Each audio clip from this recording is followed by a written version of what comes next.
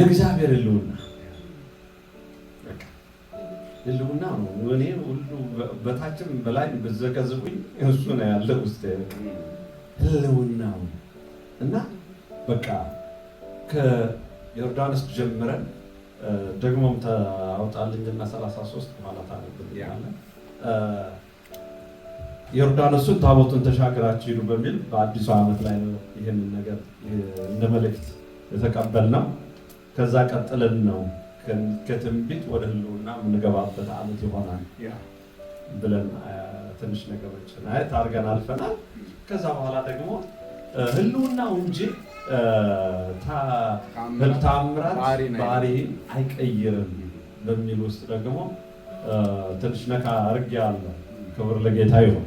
አየህ ምንድነው በዛ ያየነው ከመጽሐፍ ሁሉ ጊዜ ይህን ጥቅስ ሁሉ ጊዜ ነው የምናነባው። አንብብልኝና 33 ላይ ያለው ተጻፈ ከ14 እስከ 23 እስከ አንብብልኝ።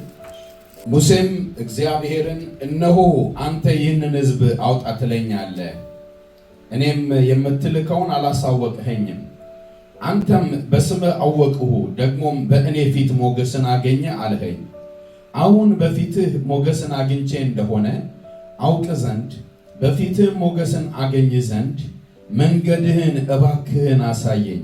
ይህም ሕዝብ እንደሆነ ተመልከት አለው። እግዚአብሔርም እኔ ካንተ ጋር እሄዳለሁ አሳርፍህም አለው። እርሱም አንተ ከኛ ጋር ካልወጣስ ከዚህ አታውጣን። በምድር ፊት ካለው ሕዝብ ሁሉ እኔና ሕዝብህ የተለየን እንሆን ዘንድ አንተ ከኛ ጋር ካልወጣህ እኔንና ሕዝብህን በአንተ ዘንድ ሞገስ ማግኘታችን በምን ይታወቃል አለው። እግዚአብሔርም ሙሴን በፊቴ ሞገስን ስላገኘ በስምህም ስላወቅሁ ይህንን ያልከኝን ነገር አደርጋለሁ አለው። እርሱም እባክህን ክብርህን አሳየኝ አለው። አሜን። ክብር ለጌታ ይሁን።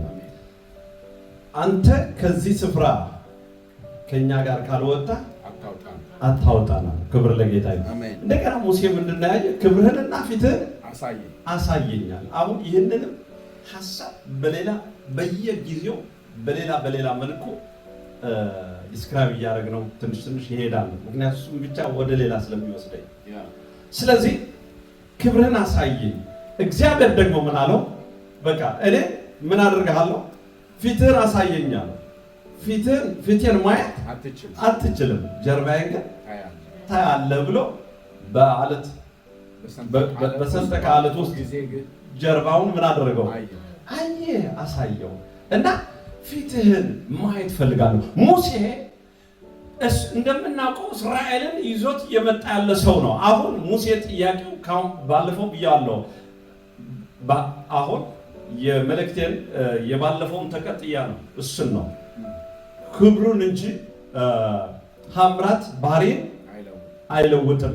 ስለዚህ እኛ የሚለውጠን የእግዚአብሔር ክብር ነው፣ ታምራት አይደለም። አየህ፣ ስለዚህ ታምራት ለእስራኤል ከግብፅ አወጣቸው። በዘጸአት ባለፈው እንዳየነው 3:20 ላይ አወጣቸው። በኃይለኛ እጁ አድርጎ ነው ያወጣቸው። ክንዴን አድርጌ አወጣቸዋለሁ ብሎ አወጣቸው። አሁን ግን በመንገድ እየሄዱ ነው። በእሳት አምድ እየመራቸው ነው። በቀንም በደመና አምድም እየመራቸው ነው። ይህንን እያደረገ በሚሄድበት ጊዜ አሁን ህዝቡን ደግሞ ከባድ ህዝብ ነው፣ ቀላል ህዝብ አይደለም። እስራኤል ማለት በብዙ ጭንቅ ውስጥ እያለፈ ነው ያለ። ብዙ የሚፈርድበት፣ የሚያስጠነቅቅበት፣ የሚያስታርቅበት ብዙ ነገሮች አሉ። ይህ ነገሮችን ስላሉ ሙሴ አንድ ነገር በቃ ያው ሁሉ ጊዜ ማየቱ ነው። አምዱ፣ የእሳት አምዱ፣ ክብሩ ምናምን ሁሉ ይሄ የደመና አምዱ እያየ ነው። የእግዚአብሔር ነገሮችን እያየ ነው። ክብር ለጌታ ይሁን። አሁን በዚህ ውስጥ ግን ሙሴ አንድ ነገር ፈለገ። የእግዚአብሔርን ፊት ማየት ፈለገ። ክብር ለጌታ ይሁን። በቃ ፊትን አሳየኛል። ክብር ለጌታ ይሁን። ክብርን አሳየኛለሁ እና መገኘቱ ወይ ህልውናው ፊቱ ያው ነው፣ አንድ አይነት ነው። በቃ ስለዚህ ፕሬዘንስ የሚለውን ነገር የእግዚአብሔር ፊት ማለት ነው። ክብር ለጌታ ይሁን። ክብሩ ደግሞ የእግዚአብሔር የራሱ የሚሰራበትን መገለጫውን ነው የሱ ግሎሪ። ስለዚህ ክብሬን ነው የምታየው ብለው ክብሩን ከኋላ ነው ያሳየው፣ ፊቱ አይደለም። ትከሻውን አየ። የእግዚአብሔር ምን መልካምነቴ ከፊት ምን አድርጋለሁ አሳልፋለሁ አለ። እግዚአብሔር ምንድነው? እስኪ መልካም ነው በሉ። እግዚአብሔር መልካም ነው። አሜን። ኢየሱስ ክርስቶስ ጌታ ነው። ሃሌሉያ። አንተ ቸር አለው እኮ ይሄ ሀብታሙ ሰውየው ከእግዚአብሔር በቀር ማን ቸር አለ? ማን መልካም? አንዱ እግዚአብሔር። ክብር ለጌታ። እግዚአብሔር ያን ክብሩን ነው ያሳየው። ሙሴን ያንን ክብርን አየ። የእግዚአብሔር መልካምነት፣ የእግዚአብሔር በረከት፣ የእግዚአብሔር ከእግዚአብሔር የሚለቀቁ በረከቶች ናቸው ያየ። ስለዚህ ሙሴ ምንም ይሆን ዘንድ እግዚአብሔር ሕዝቡን የሚመራበት ትከሻውን የሚሰፋበት ሁሉ ሕዝቡን ማስተዳደር የሚችልበትን የእግዚአብሔር ነገር ነው ያየ። ጀርባውን በረከቱን ነው የተቀበለ። ክብር ለጌታ ይሁን። እኔን ያየ ሰው በሕይወት ሊኖር አይችልም። ክብር ለጌታ ይሁን። ወገኖች ዛሬ እኔና እናንተን መፈለግ ያለብን የእግዚአብሔር ፕሬዘንስ ነው። ክብር ለጌታ ይሁን። ፊቱን ያስፈልገናል። ዋላ ቋለ ዳዊት ወደ ውሃ ምንጭ እንደምትናፍቅ ነፍሴ አንተን ትናፍቃለች። አንተን ተጠማች፣ አንተን ተጠማች አለ።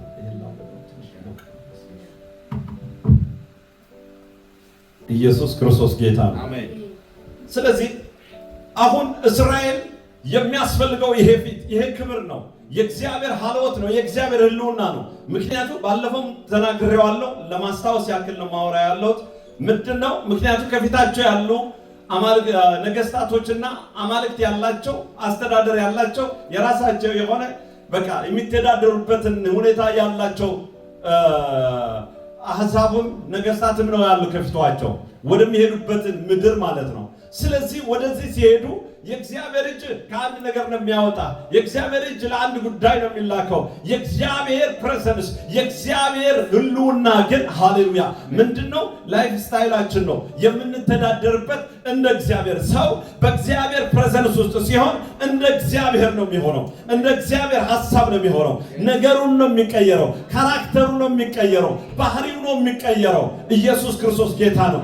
ስለዚህ እነሱ አማልክቶቻቸው የራሳቸው ስርዓት የሚያስወጣቸው የሚያስገቧቸው ነገር እንዳለው እግዚአብሔር አንተ በመካከላችን ከሆንክ እኛም ደግሞ የራሳችን መንግስት የምንተዳደርበትን ስርዓት የምንወጣበት የምንገባበት አለን። ስለዚህ የተለየን ሰዎች መሆናችን የምንታወቀው በአንተ ህልውና ውስጥ ነው። የአንተ መገኘት ከነገሮች ሁሉ የተለየን እንድንሆን ያደርገናል። ክብር ለጌታ ይሁን።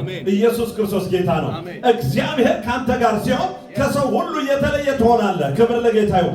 እግዚአብሔር መገኘቱ ከአንቺ ጋር ሲሆን ከሰው ሁሉ የተለየሽ ትሆኛለሽ። እንደዛ ያደርግሻል። ክብር ለጌታ ይሁን።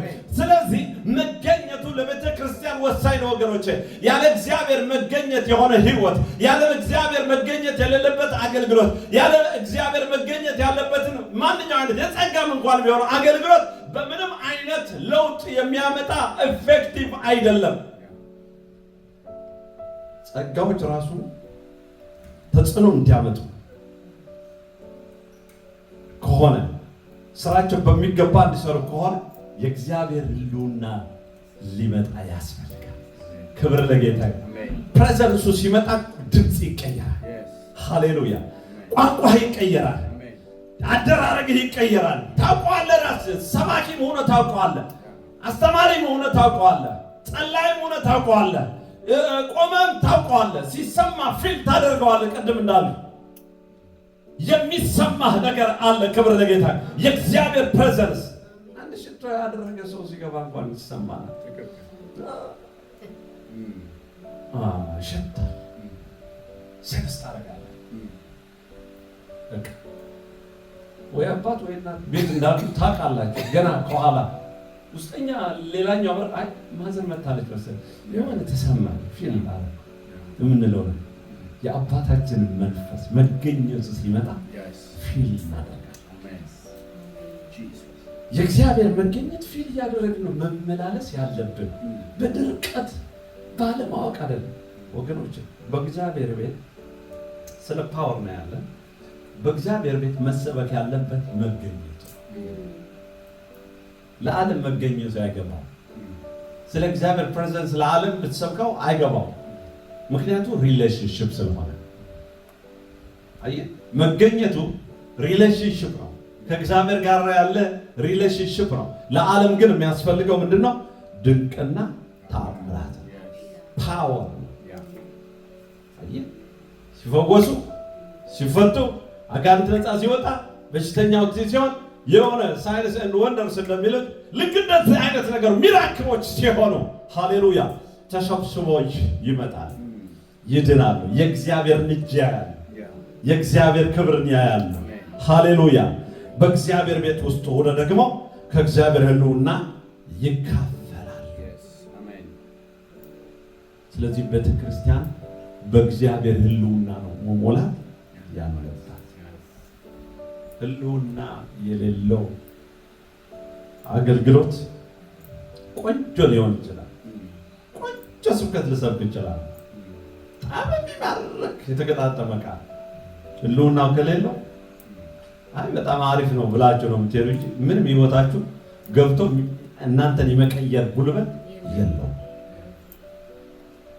ስለዚህ አጥብቀን ምንድነው የእግዚአብሔር ሕልውና ነው የምንፈልገው።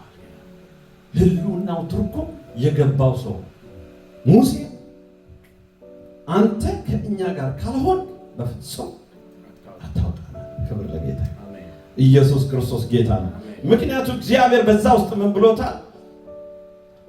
ሕልውናው ሲገለጥ ምን አደርጋቸዋለሁ? አሳርፋቸዋለሁ። እኔ ከእናንተ ጋር እሆናለሁ፣ ደግሞ አሳርፋቸዋለሁ። የእግዚአብሔር ሕልውና በቤተ ክርስቲያን ሲገለጥ ወይ በህይወታችን የእግዚአብሔር ሕልውና ሲመጣ ሁሉ ጊዜ በህይወታችን ምን ይሆናል? እረፍት። ሕልውናው ሲመጣ ባለፈው በጸሎት በኩል ትንሽ ፕሪቺንግ አሁን ትምህርት ነው ቀዝቀዝ ብዬ ባለፈው ስጸልይ ነበርና እንደስ ሕልውናው ሲመጣ አንዱ ለአንድ የሚጭንበት ነገር አይደለም። ሕልውና ሲመጣ ሁላችንም የምንማርበት ነው። አይ ሕልውናው ሲመጣ ሲገለጥ በኃይል ሁሉ መጣ፣ ራሷ መጣ።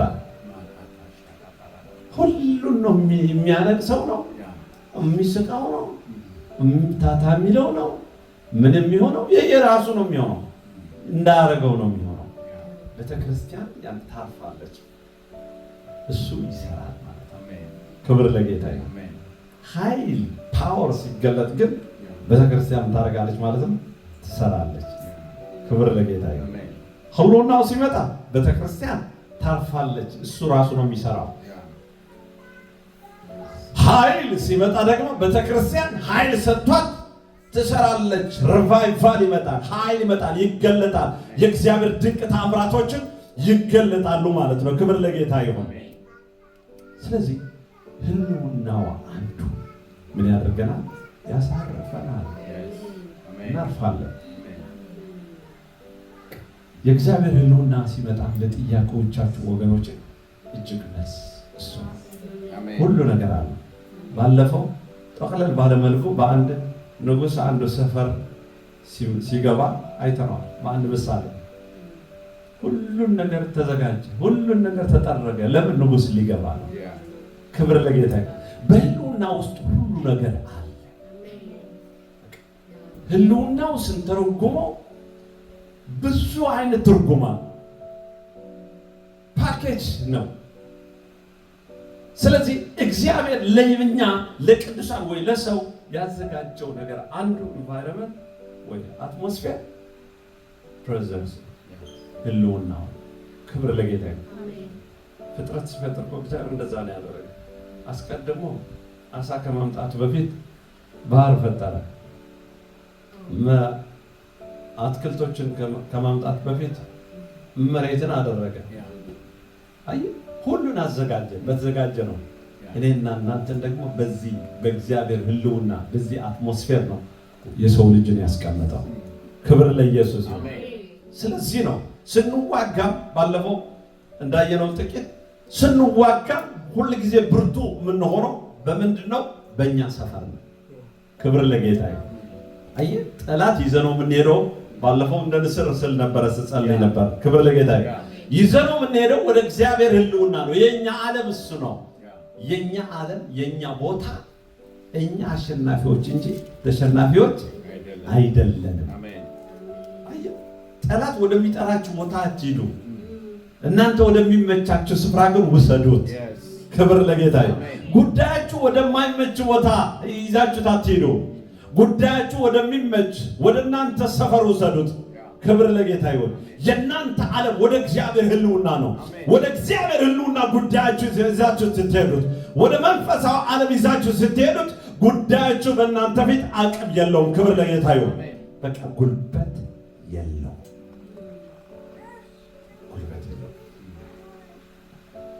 ስለዚህ የተፈጠርክበት ዓለም አለ፣ የምትዋጋበትንም ዓለም አለ።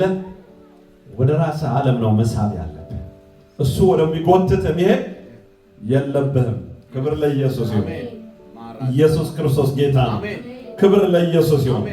ስለዚህ እግዚአብሔር የተመሰገነ ይሁን እና የእግዚአብሔርን ፊት ስናይ ነው የምንለወጠው። የእግዚአብሔር ፊት ስናይ ነው የምንለወጠው። ተአምራትን ስለበዙ፣ ድንቆች ስለበዙ፣ እነዚህ ስለበዙ ሌላ አገልግሎቶች ናቸው። ለአንድ ጉዳይ ነው የሚመጡ እንጂ ባህሪያችን የሚለውጠው፣ ህይወታችን የሚለውጠው፣ ማንነታችን የሚለውጠው እንደ እግዚአብሔር መልክ እንድንሆን እንድንለወጥ የሚያደርገን ምንድነው? የእግዚአብሔርን ፊት ስናይ ነው። ክብር ለጌታ ይሁን። እስኪ ኢሳይያስ 6 አውጣልኝና ክብር ለጌታ ይሁን። አንድ ሰው ደግሞ 5 ኢሳይያስን ያውጣልኝ።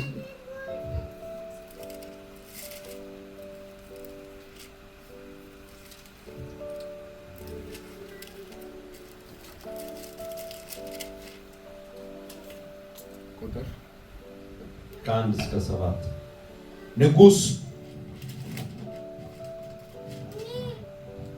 ንጉሥ ዖዝያን በሞተ ዓመት እግዚአብሔር በረጅምና ከፍ ባለ ዙፋኑ ላይ ተቀምጦ አየሁት። የልብሱም ዘርፍ መቅደሱን ሞልቶት ነበር። ሱራፌልም ከእርሱ በላይ ቆመው ነበር። ለእያንዳንዱም 6 ክንፍ ነበረው። በሁለት ክንፉም ፊቱን ይሸፍን ነበር፣ በሁለትም ክንፍ እግሮቹን ይሸፍን ነበር። በሁለቱም ክንፎች ይበር ነበር። አንዱም ለአንዱ ቅዱስ ቅዱስ ቅዱስ የሰራዊት ጌታ እግዚአብሔር፣ ምድር ሁሉ ከክብር ተሞልታለች እያለ ይጮህ ነበር። የመድረኩም መሠረት ከጩኸቱ ድምፅ የተነሳ ተናወጠ፣ ቤቱንም ጢስ ሞላው። እኔም ከንፈሮቼ የረከሱብኝ ሰው በመሆኔ ከንፈሮቻቸው በረከሱባቸው ሕዝብ መካከል በመቀመጤ ዓይኖቼ የሰራዊትን ጌታ ንጉሡን እግዚአብሔርን ስላዩ ጠፍቻለሁና ወዮልኝ አሉ። ከሱራፌልም አንዱ እየበረረ ወደ እኔ መጣ። በእጁም ከመሠዊያው በጉጠት የወሰደውን ፍም ነበር። አፌንም ዳሰሰበትና እነሆ ይህ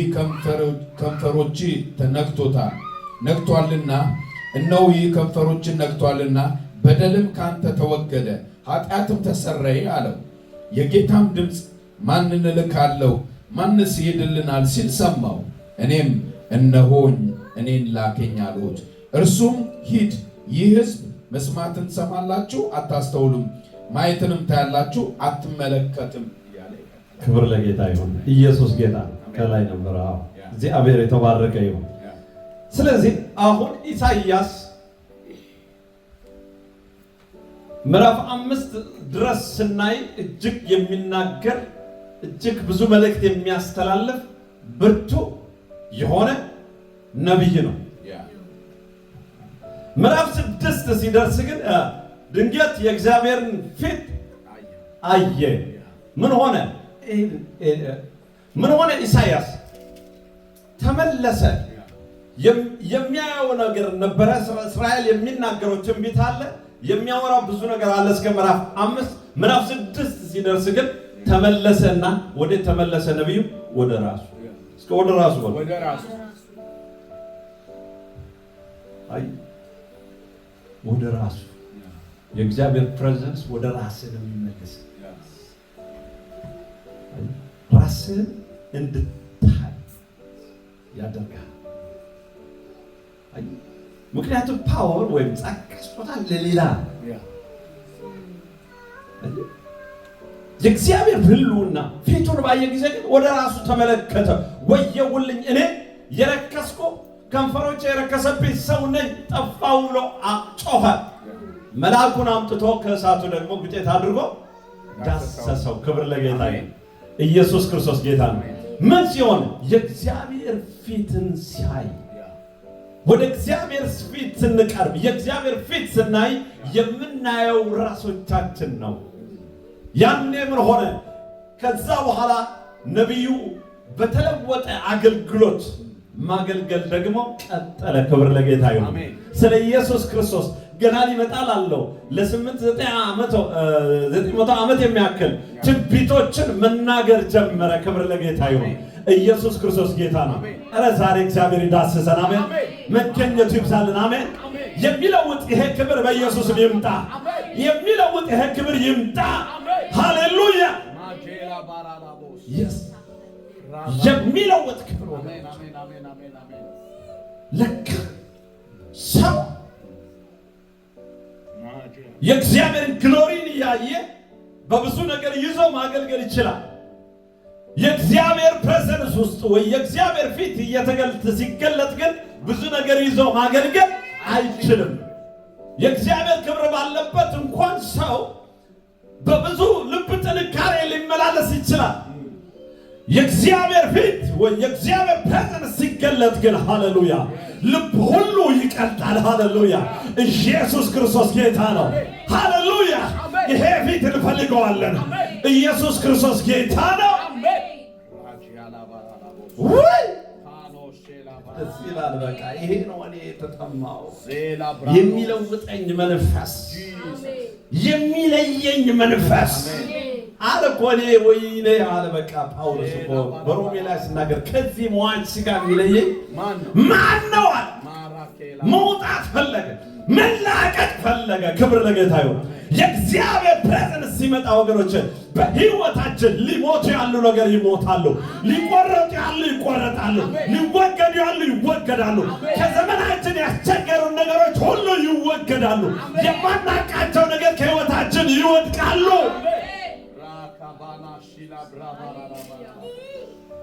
የእግዚአብሔር ፊት አየ። ትንቢት በትንቢት ኃይለኛ ትንቢት፣ ኃይለኛ ተናጋሪ፣ ኃይለኛ ነቢይ እኮ ነው። እየተናገረ የመጣ ሰው ነው። እዚህ ግን ፕሬዘንሱ ላይ ሲመጣ ግን አንድ ነገር አየ፣ አንድ ነገር ተመለከተ። ወደ ራሱ መለሰውና ሃሌሉያ ቀደሰው። ሃሌሉያ እግዚአብሔር ስናየው እንደ እግዚአብሔር ነው የምንለወጠው። ክብር ለጌታ ይሁን። እግዚአብሔር ስታዩት እንደ እግዚአብሔር ነው የምትለወጡት። ዛሬ እኔና እናንተን እግዚአብሔር ፊት ማየት ይሁንልን፣ በኢየሱስም ይሁንልን።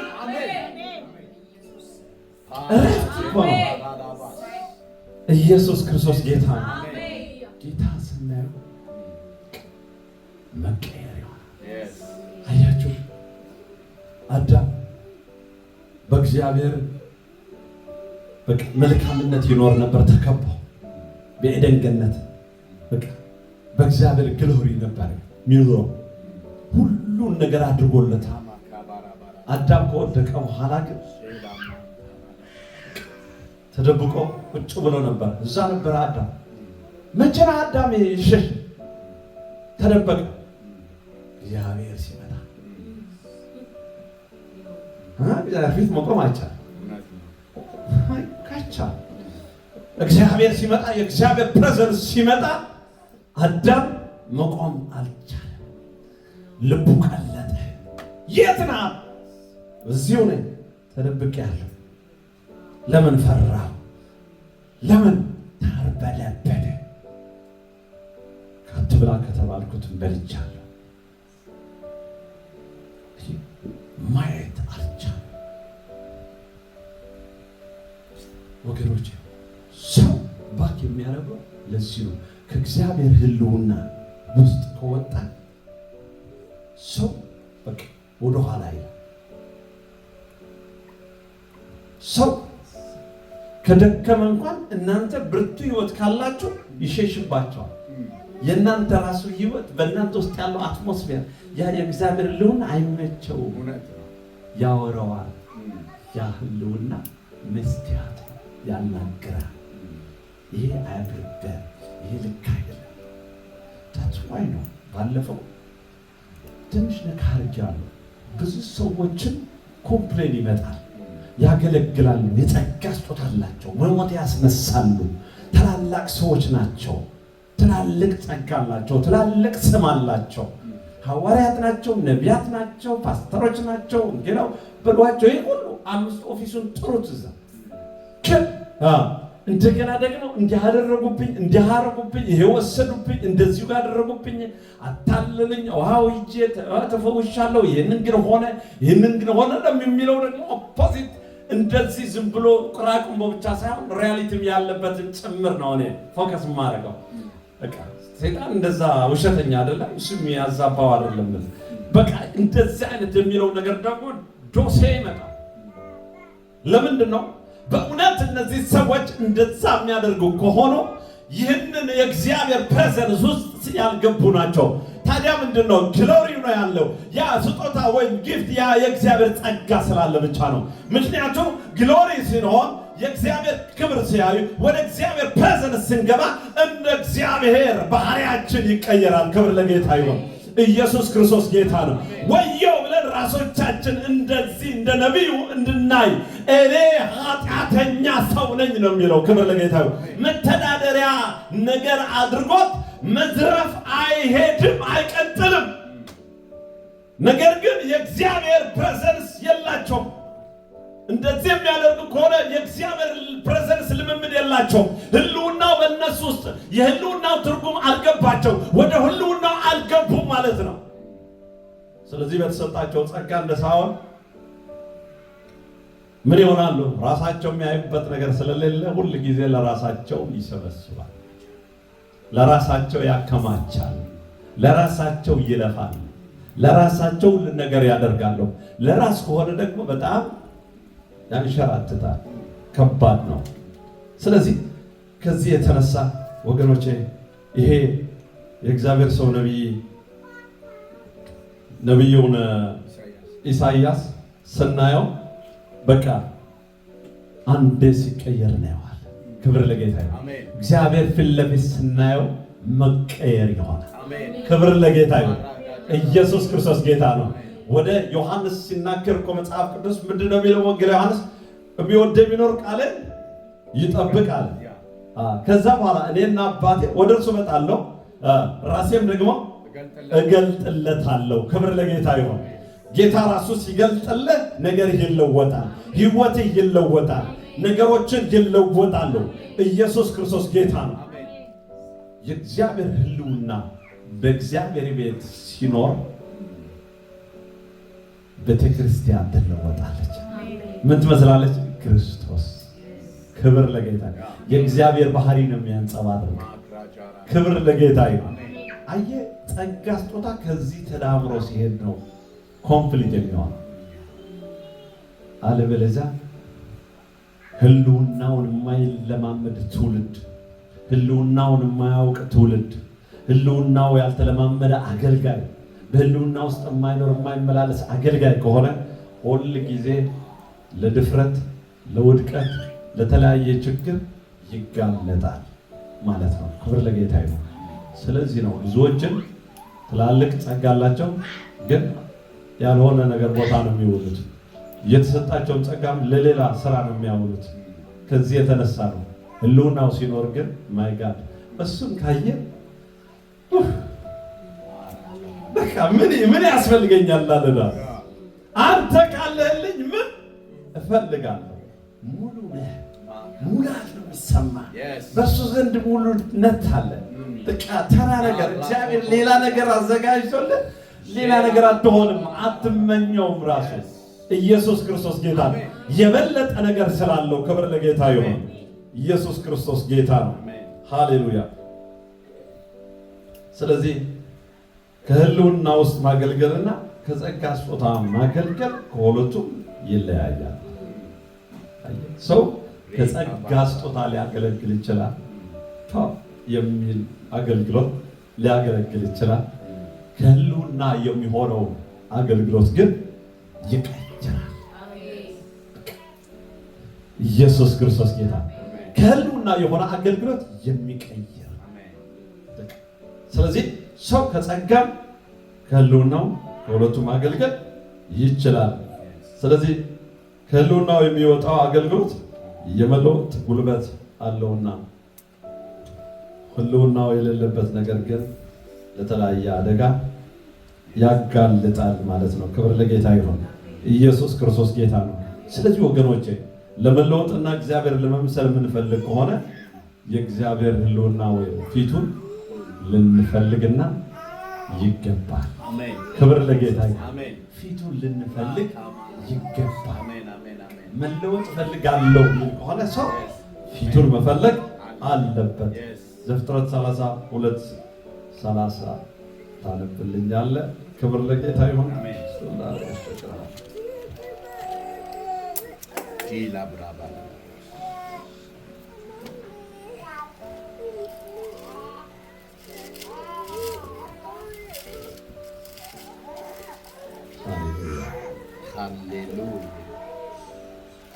አሜን።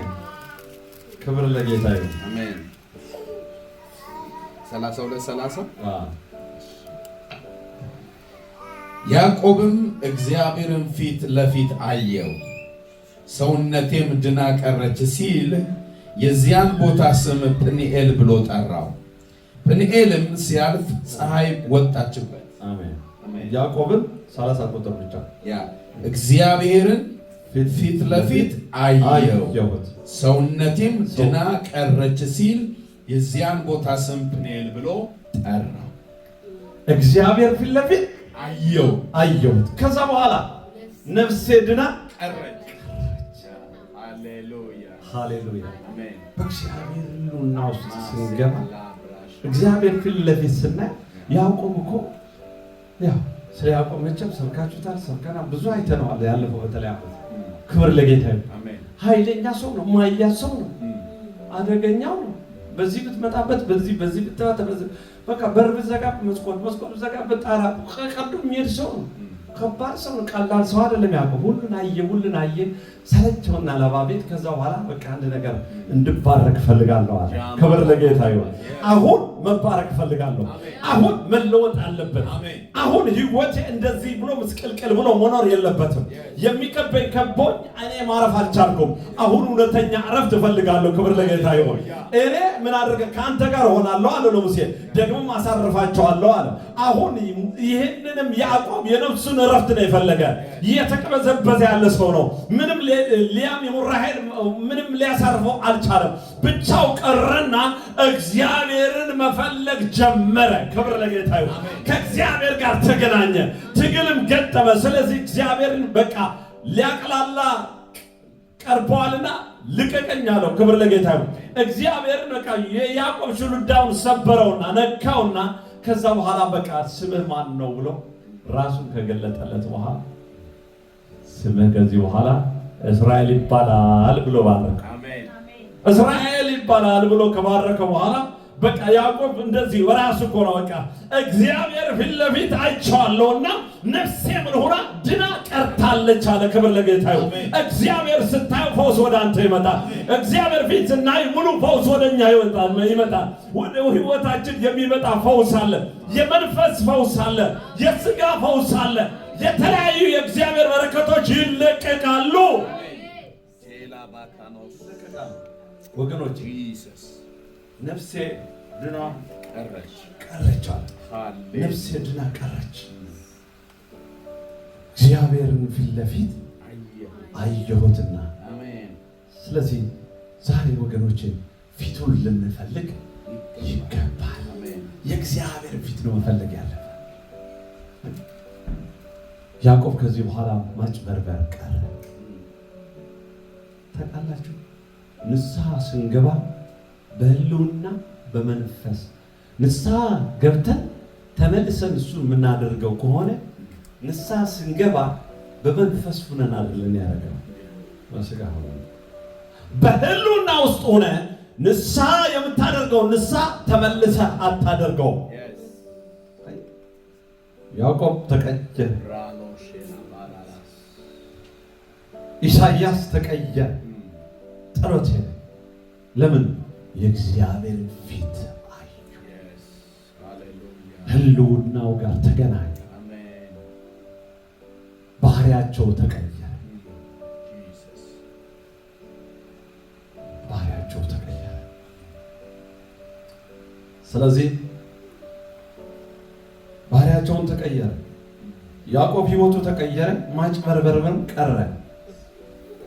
ሰዎች የእግዚአብሔር ህልውና ልምምድ ውስጥ ካልገቡ የተሰጣቸውን የጸጋ ስጦታዎች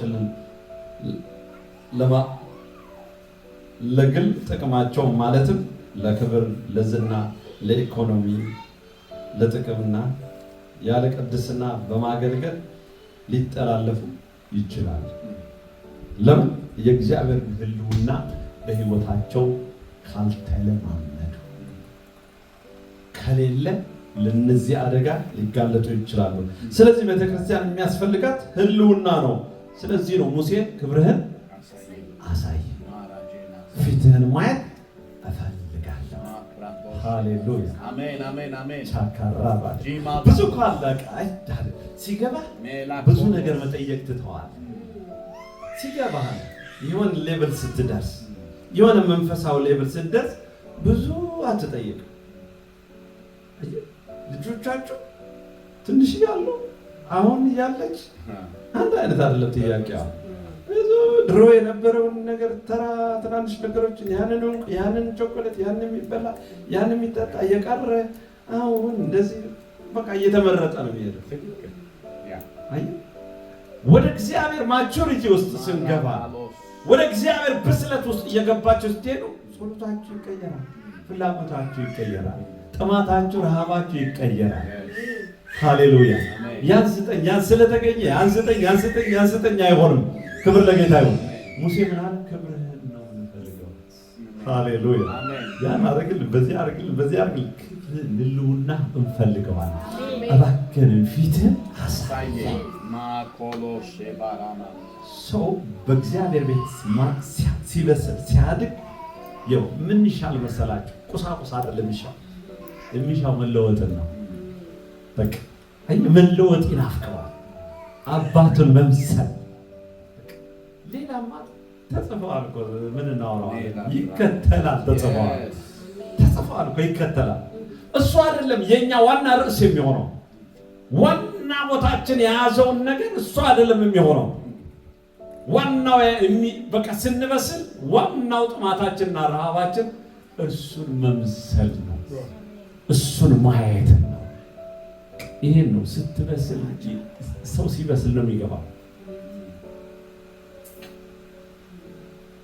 ሙሴ ብዙ የሚያወራው ነገር ስለሌለ እኮ አይደለም፣ ብዙ ክርክር ስለሌለ በመካከሉ አይደለም። በብዙ ሺዎች የሚቆጠሩ ሰዎች ነው የሚመራ። ግን አንተ ካለ አለሁን። ክብር ለጌታ ይሁን። በቃ አንተ ካለ ሁሉ አለ። ሁሉን ነገር ከራሱ ጀምሮ ሁሉን ይለውጣል። ፕሬዘንሱ ሙሴም ይለውጣል፣ ህዝቡም ይለውጣል። ክብር ለጌታ ይሁን። ኢየሱስ ክርስቶስ ጌታ ነው። በቃ ስለዚህ የምንፈልገው የአንተ ህልውና። ቤተክርስቲያን ህልውናው ከሌለባት ጫጫታ ብቻ ነው የምትሆነው፣ ፉከራ ብቻ ነው የምትሆነው፣ ሸዋ ነው የሚሆነው። ምንም ሌላ ነገር አይሆንም። ህልውናው ስንገናኝ እንደነ ኢሳይያስ እንደነ ያዕቆብ ባህሪያችን ይቀየራል። ኢየሱስ ክርስቶስ ጌታ ነው። ስለዚህ የኃይል አገልግሎት ግን በዓለም ላሉ ድንቅና ተአምራት ለሚያስፈልጋቸው ይህ የቤተ ክርስቲያን ስራ ተልእኮዋ ስትዋጣ የምታደርገው የምታገለግለው ነው። ዛሬ ግን ህልውናው ልንፈልግ ይገባናል። አየህ ድንቅና ተአምራቶችን ተልእኮን የሚያስፈጽሙ በቃ በዓለም ላሉ በይበልጥ እግዚአብሔር በመካከላችሁ እንዳለ እንዲያውቁ ይላል መጽሐፍ። አየህ በቃ ትንቢትን በመናገር እሺ ክብር ለጌታ ይሁን። እግዚአብሔር በመካከላችሁ እንዳለ እንዲያው በዓለም ያሉት ሴንስ ሲያደርጉም እኔና እናንተ ግን ስንገባ ሴንስ እናደርጋለን። አሜን። ፊል አደረኩ ደግሞ ነበረ። እኔ ራሱ አላወራችሁ ብያቸዋለሁ። እንዳመጣጤ አይደለም። ስመጣ የተሻለ ነገር ጥሩ ነገር ነው ያለው። ክብር ለጌታ ይሁን። ስመጣ ግን በቃ ጀስት በቃ ጌታ አንተ መልካም ነህ ብቻ ብዬ ነው የመጣው። ምክንያቱም ሳምንት ሙሉ አሞኝ ስለሰነበተ። ስለዚህ እግዚአብሔር የተመሰገነ ይሁን። ወገኖቼ የእግዚአብሔር ፊት የምንፈልግበት ህልውናው የሚገለጥበት በህልውና ውስጥ የምንሰወርበት ነው። በህልውና ውስጥ ያሉ በጣም ባህር የሆኑ ጥቅሞችን ደግሞ የምናይበት ነው። ክብር ለጌታ ይሁን። ሃሌሉያ። ሁሉ አቅጣጫ አለው። በአምልኮ አቅጣጫ፣ በዴሊቨራንስ አቅጣጫ፣ ሳምቲንግ ስፔሻል ብሌሲንግ አቅጣጫ፣ በሁሉ አቅጣጫ ያለበት ነገር ነው። ክብር ለጌታ ይሁን። በሁሉ አቅጣጫ ነው የምናየው። ኢየሱስ ክርስቶስ ጌታ ነው። ልብ በሉ ወገኖቼ፣ በእውነት ይህንን ነገር ስናከል አይፌል በቃ እግዚአብሔር ፈውስ ያደርጋል። እግዚአብሔር በቃ ፈውስ ያደርጋል። ታይታላችሁ። ነፍሴ ድና ቀረቻል። ማንም አይደለም እጅ የጫነበት ራሱ ጌታ ነው የተገለጠበት። ክብር ለጌታ ይሁን። ዛሬ ጌታ ራሱ ይገለጥላችሁ። ራሱ ጌታ ስታይች ነፍሳችሁ ድና ታገኛላችሁ። ኢየሱስ ክርስቶስ ጌታ ነው። ነገሮቻችሁ ወድቆ ታገኙታላችሁ። ራሳችሁ ከእግዚአብሔር ጋር ስትገናኙ መዝሙር 27 ላይ እናወጣና ተወሰኑ ጥቅሶችን አይተን እናደርጋለን። ክብር ለጌታ ይሁን። ስለዚህ ዘማሪው ምን ይላል? 27 ከ4 እስከ 5 እግዚአብሔርም አንድ ነገር ለመንኩት ይላል። እግዚአብሔርን አንድ ነገር ለመንሁት እርሷንም እሻለሁ፣ በሕይወት ዘመኔ ሁሉ በእግዚአብሔር ቤት እኖር ዘንድ እግዚአብሔርን ደስ የሚያሰኘውንም አይ ዘንድ መቅደሱንም እመለከት ዘንድ።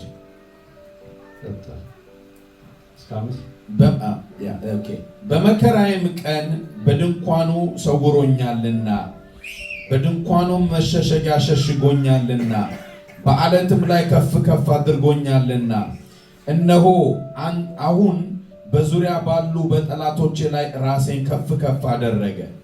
በድንኳንም የእልልታ መስዋዕት ሰዋው፣ ለእግዚአብሔርም እቀኛለሁ እዘምርለትም አለው። አቤቱ ወደ አንተ የጮኸውን ቃሌን ስማኝ፣ ማረኝና አድምጠኝ። አንተ ፊቴን እሹ ባለ ጊዜ አቤቱ ፊትህን እሻለሁ፣ ልቤም አንተን አለ፣ ፊትህን ከእኔ አትሰውር። አሜን። ቁጥር 4 መልስ አንብብልኝ። እግዚአብሔርን አንዲት ነገር ለመንሁት፣ እግዚአብሔር አንዲት ነገር ለመንኩት፣ እሷንም እሻለሁ፣ በሕይወት ዘመኔ ሁሉ በእግዚአብሔር ቤት እኖር ዘንድ እግዚአብሔርን ደስ የሚያሰኘው አይ ዘንድ መቅደሱንም እመለከት ዘንድ። ሃሌሉያ። የዘማሪው ብስለት የመጨረሻ ሰው እየሄደ ሲሄድ ልመናው እንደዚህ ነው የሚሆነው። አንድ ነገር ነው የምንቆጣው፣ በእግዚአብሔር ቤት እኖር ዘንድ ወደ መቅደስም እመለከት ዘንድ። ይህንን ነው የለመንኩት። ክብር ለኢየሱስ ነው። በእግዚአብሔር ቤት በእግዚአብሔር ሕልውና ውስጥ እኖር ዘንድ ያንን ነው የለመንኩት። ሌላ ልመና የለኝም። ሌላ ጸሎት የለውም። ሌላ ርዕስ የለውም። ዛሬ ወገኖች ምን ይሆን እስኪ አንድ ጥያቄ ልጠይቅ። ምን ይሆን አርዕስቶቻችን? የምንጸልየው አርዕስት ጌታ ፊት የምናቀርበው አንደኛ ብለን የምናስቀምጠው አስቀምጠው ቢባል ምን ይሆን?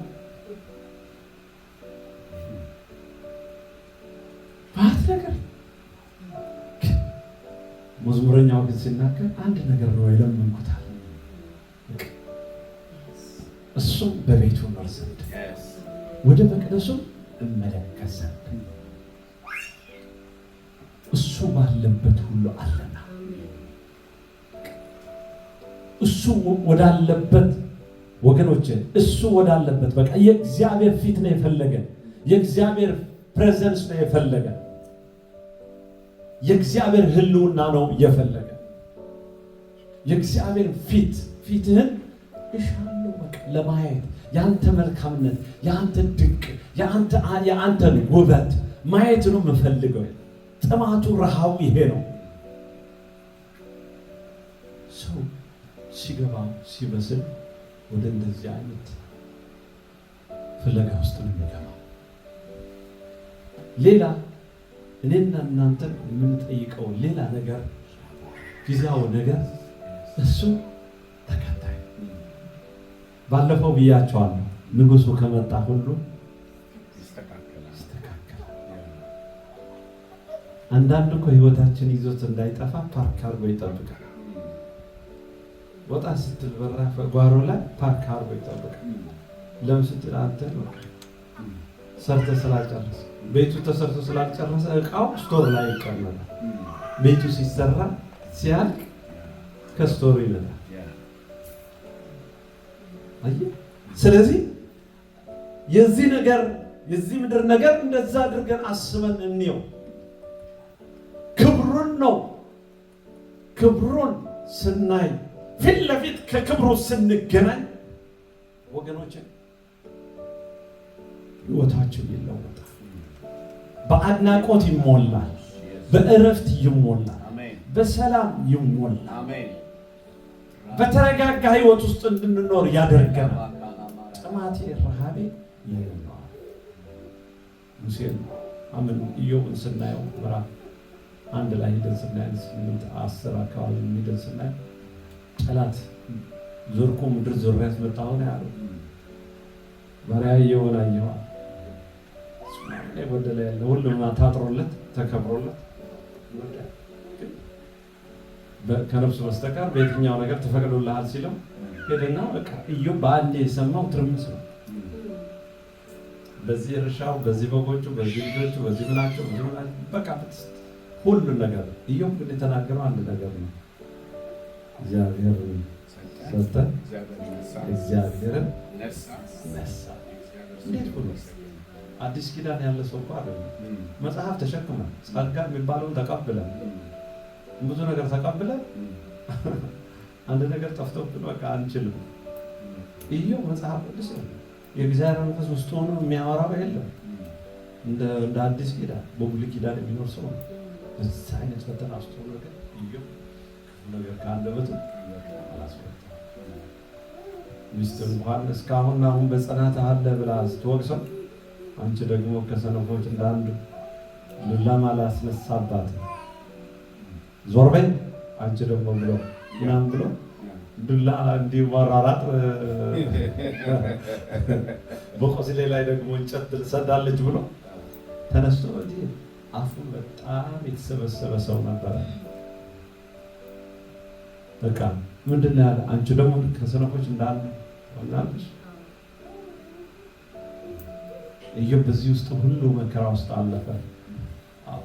ሄደ እንደገና በቁስልም እንዲመታው ጥሪ እሱን ደግሞ ወደ ጌታ ደግሞ ቀረበ።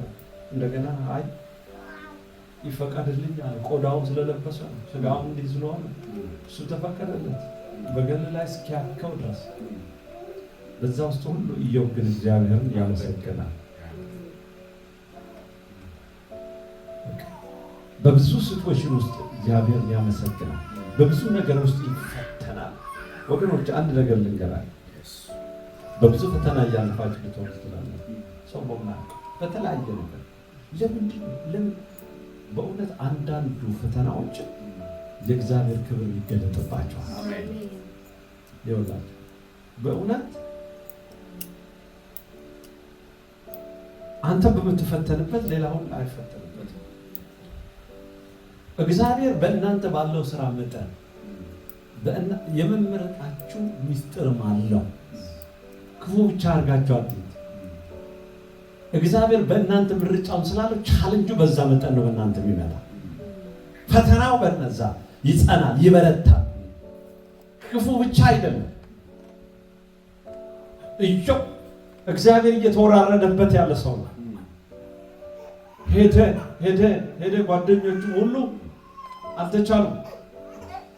መጨረሻው ግን 42 ላይ ሲደርስ ምንድን ነው ያለው? መስማት በጆሮዬ ሰምቼ ነበር፣ አሁን ግን ዓይኔ አየች። ከዛ በኋላ ወረድ ብሎ ምን ይላል? ሁሉም ታደርግ ዘንድ ነው አንበባ ውስጥ ተጸጽቼ በአመድ ላይ ተቀምጬ ተጸጽቼ ይላል 42 እጸጸታለሁ ይላል።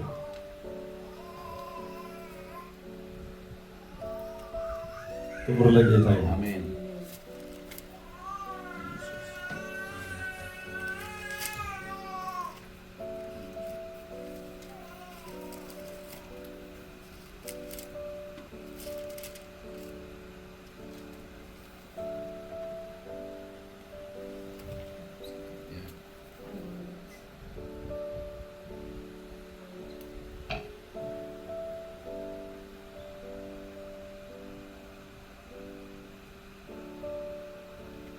ያ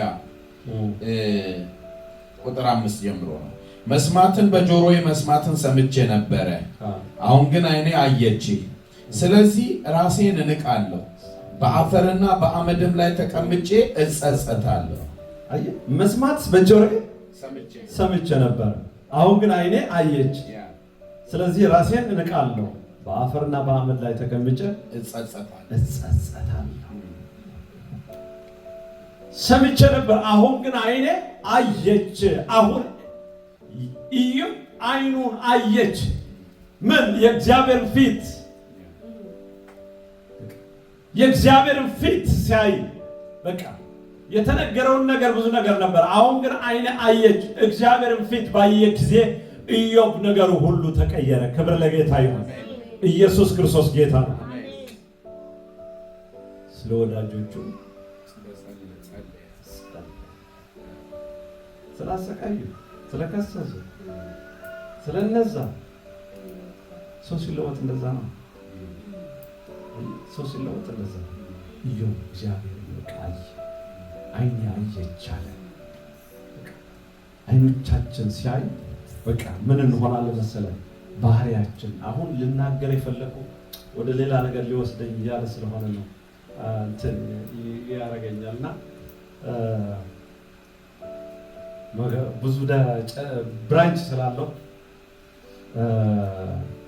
ኢዮብ ሰው ወደ እግዚአብሔር ሕልውና እየገባ ሲሄድ ምን እየሆነ ይሄዳል መሰላቸው? እያደገ ሳይሆን እያነሰ። አየህ፣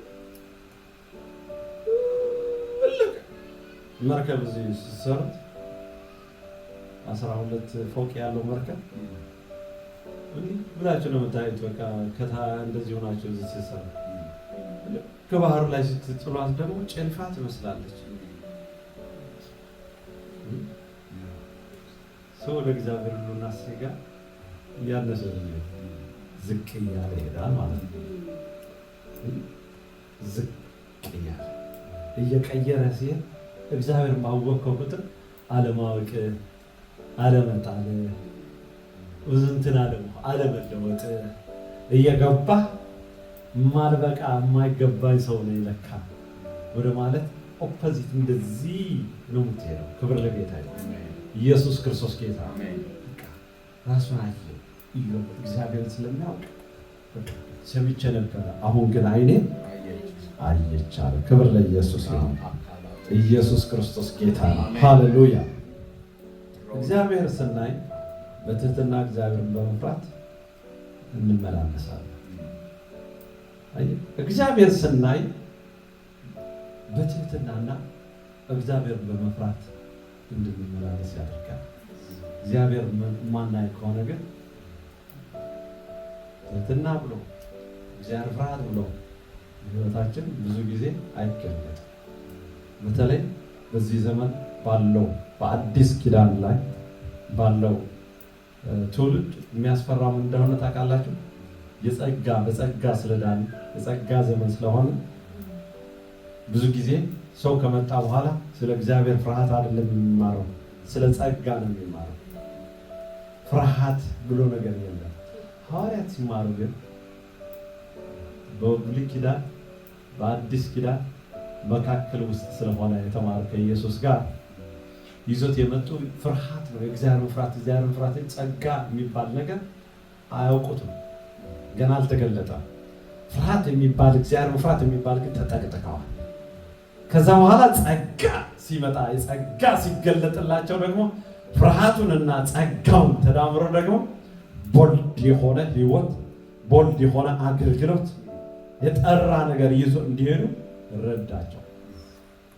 አሁን በዘመን ግን ልክ ሲመጣ ሰው በጸጋ ነው የዳነው፣ ጸጋው ነው።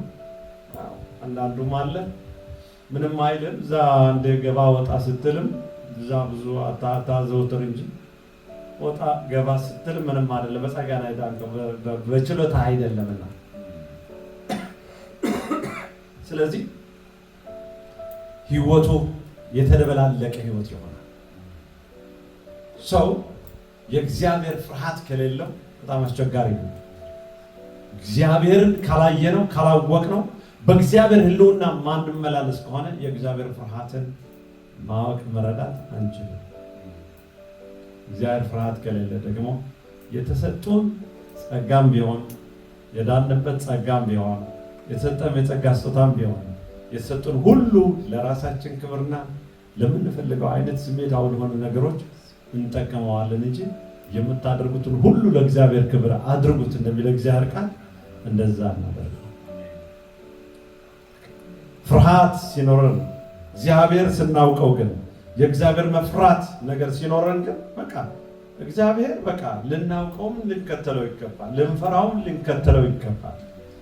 እግዚአብሔር መፍራት ማለት እኮ መሽቆጥቆጥ ማለት አይደለም።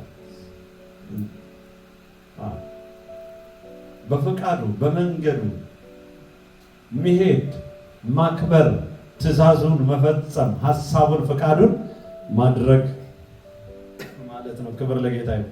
ስለዚህ ሐዋርያ ጳውሎስ ቀደም እንደተናገርኩት እግዚአብሔር ሲፈራ ሰው ወይ እግዚአብሔርን እያወቀ ወደ እግዚአብሔር ህልውና ውስጥ እየገባ ሲሄድ ዝቅ እያለ ነው የሚሄደው፣ እያነሰ ነው የሚሄደው።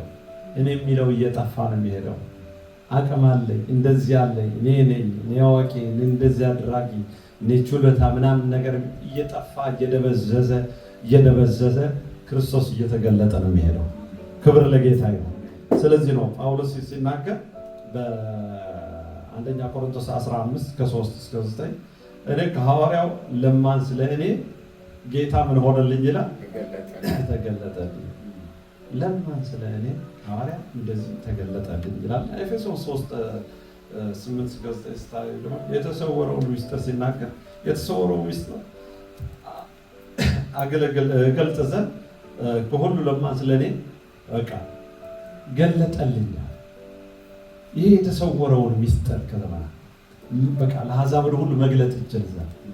ለእኔ ለማን ስለ ትንሽ ሰው የምን ሆነልኝ? ተገለጠልኝ። ይህና ለማለት ለትንሹ ሰው ለእኔ ለማንስ ይሄ ትልቅ ምስጢር አሳወቀኝ።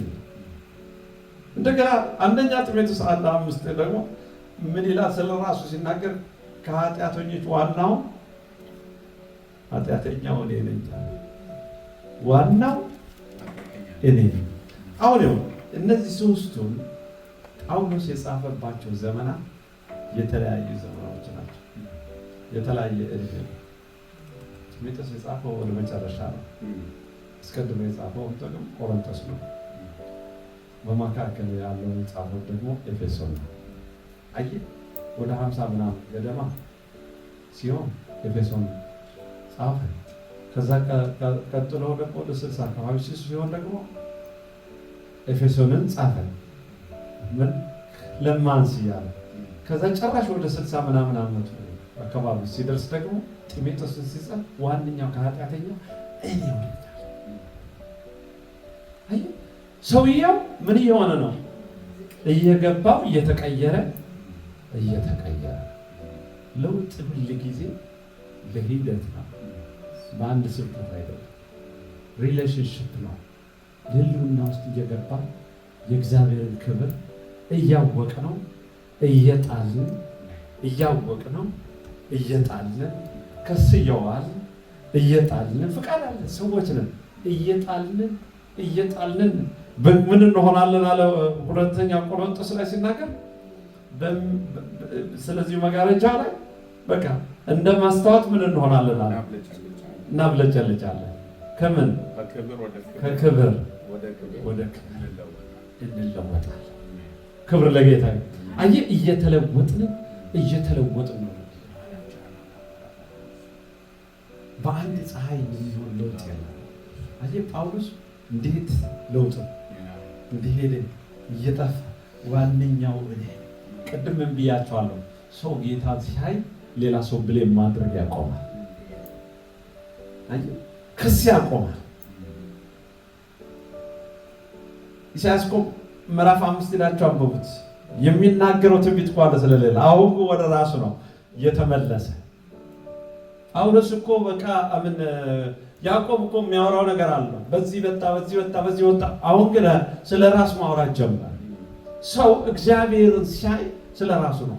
በቃ ምን ኢየሱስ ክርስቶስ ለነ ጴጥሮስ ተገለጠላቸውና እዛ ባህር ላይ ባለው አሳ እያጠመዱ ከትንሣኤ በኋላ በዛ ባህር ላይ ሲገለጥላቸው እኔ ኃጢአተኛ ነኝ ከኔ ራቅ ብሎ ራሱ ጣለ።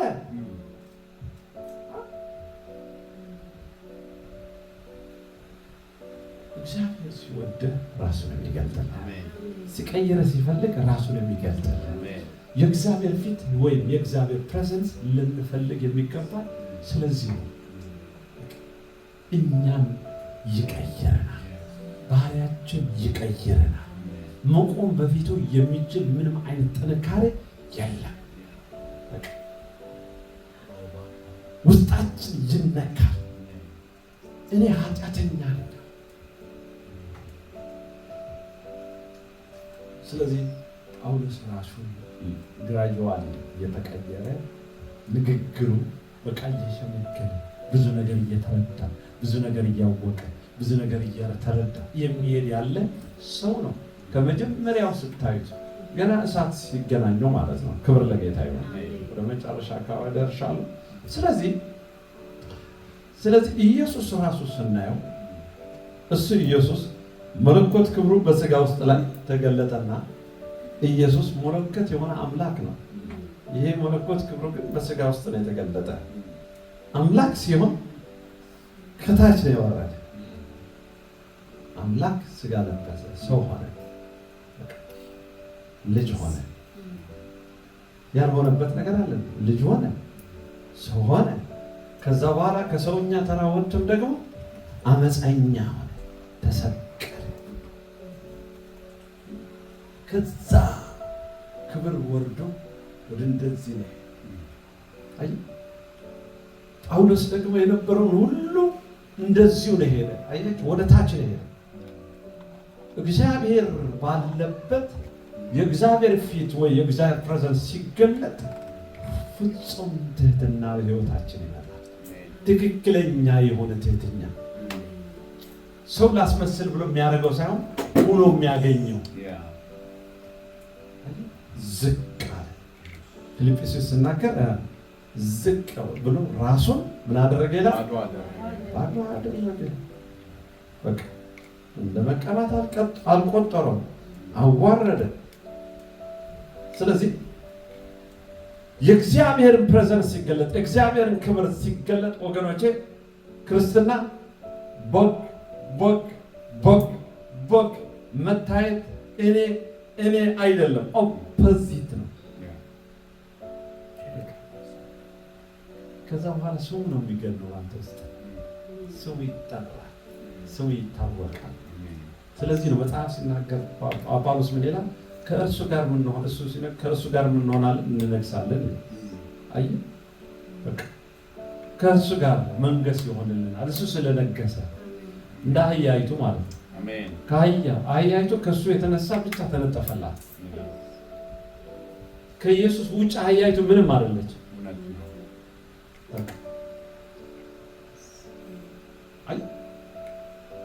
ጳውሎስ ግን በቃ ወረደ። ኢየሱስ ራሱ ለቆ ወረደ።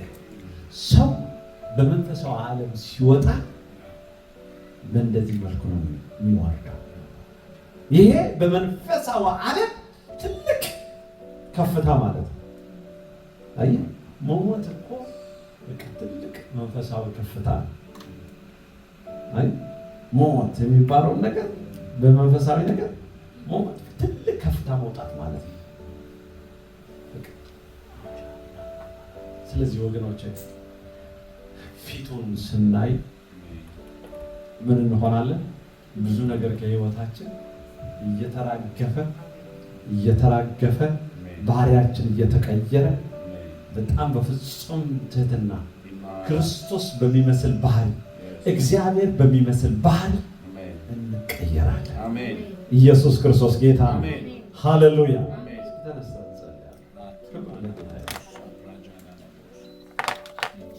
ሃሌሉያ። ዛሬ ፊትህን አሳይ። ፊትህን እፈልጋለሁ፣ ሌላ አይደለም። ፊትህን እፈልጋለሁ በልቶ ወገኖቼ፣ ክብር ለጌታ ይሁን። የእግዚአብሔር ፊት ያስፈልጋል። የእግዚአብሔር ፊት ልንፈልገው ይገባል። በህይወታችን በአገልግሎታችን የእግዚአብሔር ፊት ፊትህን እፈልጋለሁ፣ ክብርህ ይምጣ፣ ህይወቴን ሁሉ በቃ ቀይረው። ዛሬ ያዕቆብን ህይወት የለወጥክ ጌታ፣ የኢሳይያስ ህይወት የለወጥክ ጌታ ህይወቴን ዛሬ ቀይረው። ንካን፣ ክብርህን አሳየኝ። ፊትህን እፈልጋለሁ በሉት። ክብር ለጌታ ይሁን። ኢየሱስ ክርስቶስ ጌታ ነው። ሼክላ ፓቲላ ባጋይስ ወደ ክብሩ ስንገባ የማይወድቅ ነገር የለም፣ የማይበጠስ ነገር የለም፣ የማይለወጥ ነገር የለም። ክብሩ ባህሪያችንን ይቀይረዋል፣ ህይወታችን ይቀይረዋል። የእግዚአብሔር ክብር ህይወታችን ይቀይረዋል። ኢየሱስ ክርስቶስ ጌታ ነው። የእግዚአብሔር ክብር ብቻ ነው ህይወታችን የሚቀይረው። ብዙዎች የሚናገሩት ቃል አላቸው፣ ብዙዎች የሚሉትን ነገር የሚያውጁት ነገር አላቸው።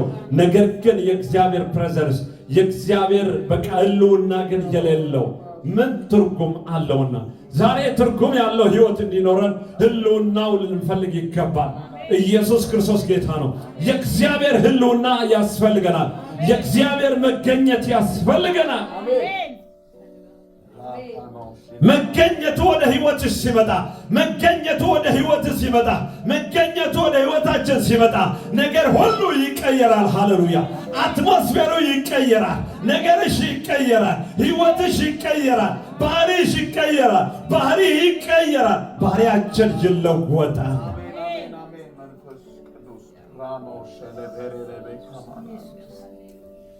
አባት ሆይ እስኪ እጆቻችንን አንሳ። ጠር ያለ ጸሎት ጸልያለሁ። አባት ሆይ አመሰግንሃለሁ። ዛሬ በጌታ በኢየሱስም ያንተን ፊት እንፈልጋለን፣ ያንተን ፊት እንሻለን። እግዚአብሔር አንድ ነገር ለእግዚአብሔር ለመንኩት አለ፣ እርሱም በአንተ ቤት ዘንድ እኖር ዘንድ ተብሎ እንደጻፈ፣ ወደ መቅደስ እመለከት ዘንድ ተብሎ እንደጻፈ ዛሬ የምንሻው የአንተን ህልውና ነው። በአንተ ቤት መኖር ነው ጌታ ሆይ። ፊትህን ማየት ነው እግዚአብሔር ሆይ። ወደ መቅደስ መመልከት ነው እግዚአብሔር ሆይ። የምንሻው እሱን ነው ጌታ ሆይ። ክብርን ሳይጠግባለው ተብሎ እንደጻፈ የእኛ እርካታና ጥጋብ የአንተን ክብር ነው ጌታ ሆይ። የአንተን ህልውና ነው እግዚአብሔር ሆይ።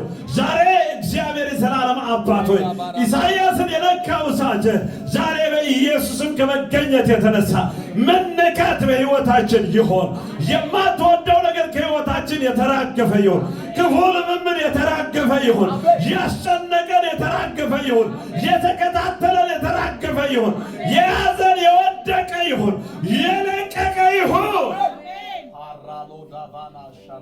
ሻካፖራ ባህዲያካስ እግዚአብሔር ሆይ ዛሬ እንጸልያለን። አንተ መልካም ነህ። መገኘትህ በሕይወታችን በሚገባ ሰልስ እንድናደርገው ህልውና በመካከላችን እንድትገልጠው እንጸልያለን። ጌታ አምላክ እግዚአብሔር ሆይ አንተ መልካም አምላክ ነህ። ስምህ ለዘላለም የተባረከ ይሁን። አንተ ኃያል ነህ፣ እናመሰግንሃለን። ስለዚህ ሰዓት እንባርካለን። ስለዚህ ጉባኤ እናመሰግንሃለን። በመካከላችን ድንቆችና ታምራቶች ስለሚሆኑ ተባረክ። በነገር ሁሉ አንተ ክበር። ዓላማ በዚህ ስፍራ ስላለ ተመስገን። ትውልድ ለክብር እያዘጋጀ ስላለ ተባረክ። እያስታጠቅ ስላለ ተባረክ። እየሰራ ስላለ ተባረክ። እግዚአብሔር ሕዝብን በፉጨት ስለምትጠራ ተመስገን። ንጉድጓድ የሆነ ክብር ስለሚገለጥ እናመሰግንሃለን። በነገር ሁሉ ተባረክ። ከዚህ በላይ በሕይወታችንን ሰውንን ሁሉ ሰማያት ይከፈቱ። እናመሰግንሃለን በምትወደው ልጅ በጌታ በኢየሱስ ስም።